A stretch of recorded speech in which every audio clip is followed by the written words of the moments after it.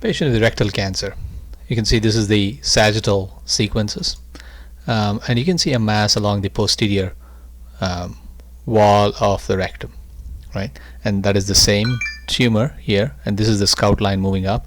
So we take it perpendicular to the tumor, and as you can see, there are tumors here in the posterior wall, and you can see multiple layers. You can see, most importantly, you can see the dark line, which is the muscularis, and this tumor doesn't appear to involve the muscularis, so I would call this grade T2 or a T1 tumor.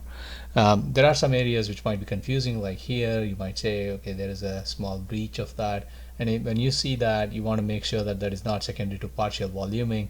So you go on the sagittal sequences, and then you figure that that tumor is not actually going through the wall.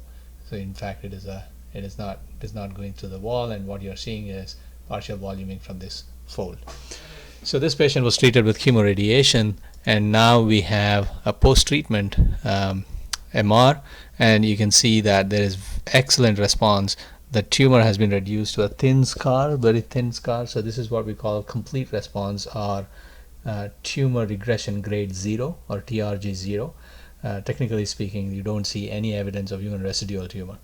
And so this is complete response. In fact, in this example, you can see a little bit of edema of the submucosa. You can see the mucosa as a thin dark line, and the high signal submucosa, and you can see the scarring in the submucosa along where the tumor was, indicating that the tumor probably involved the submucosa, and you can very clearly see the muscularis without being affected, as we would have expected.